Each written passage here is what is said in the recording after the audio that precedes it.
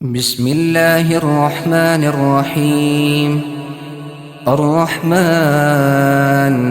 علم القرآن، خلق الإنسان علمه البيان.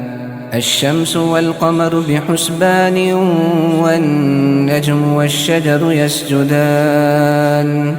والسماء رفعها ووضع الميزان، ألا تطغوا في الميزان، وأقيموا الوزن بالقسط ولا تخسروا الميزان.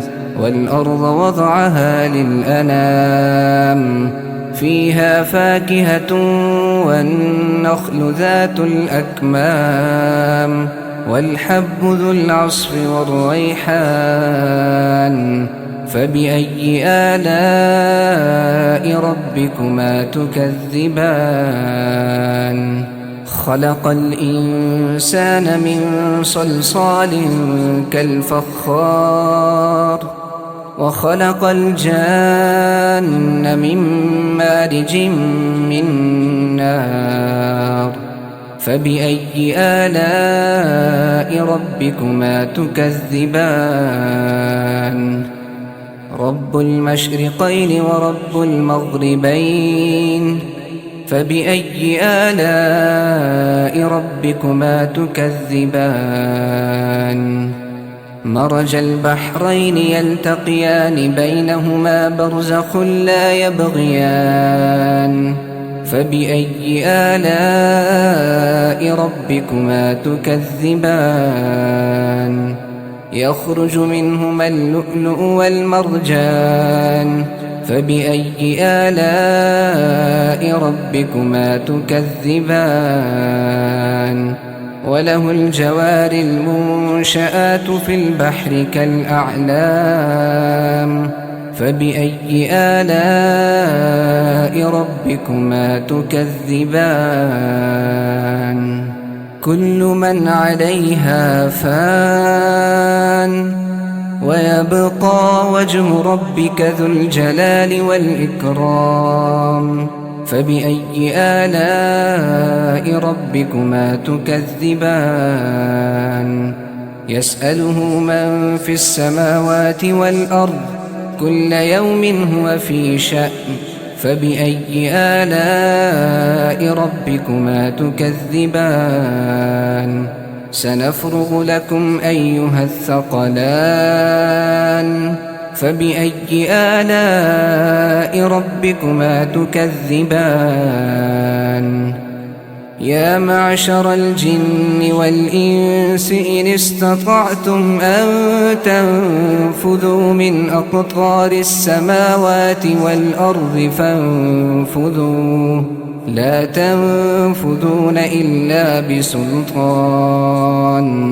فبأي آلاء ربكما تكذبان؟ يرسل عليكما شواظ من نار ونحاس فلا تنتصران. فبأي آلاء ربكما تكذبان؟ فإذا انشقت السماء فكانت وردة كالدهان. فبأي آلاء ربكما تكذبان؟ فيومئذ لا يسأل عن ذنبه إنس ولا جان. فبأي آلاء ربكما تكذبان؟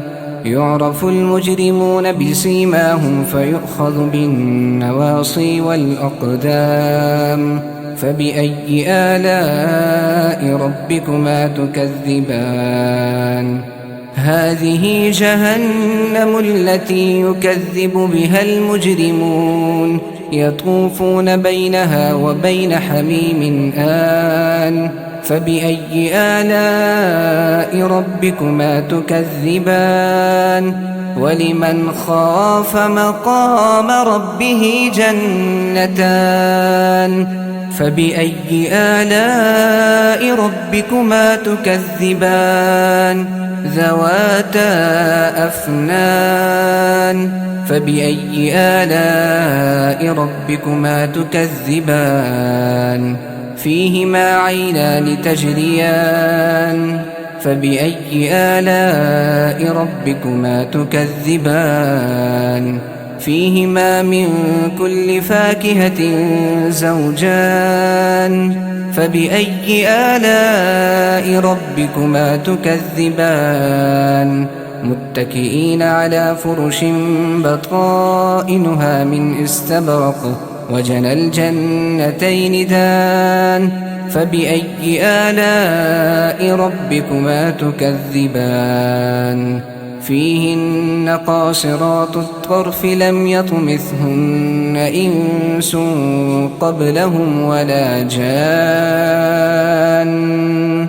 فبأي آلاء ربكما تكذبان كأنهن الياقوت والمرجان فبأي آلاء ربكما تكذبان هل جزاء الإحسان إلا الإحسان فبأي آلاء ربكما تكذبان ومن دونهما جنتان فبأي آلاء ربكما تكذبان مدهامتان فبأي آلاء ربكما تكذبان فيهما عينان نضاختان فبأي آلاء ربكما تكذبان فيهما فاكهة ونخل ورمان فبأي آلاء ربكما تكذبان فيهن خيرات حسان فبأي آلاء ربكما تكذبان حور مقصورات في الخيام فبأي آلاء ربكما تكذبان لم يطمثهن إنس قبلهم ولا جان فبأي آلاء ربكما تكذبان متكئين على رفرف خضر وعبقري حسان فبأي آلاء ربكما تكذبان تبارك اسم ربك ذي الجلال والإكرام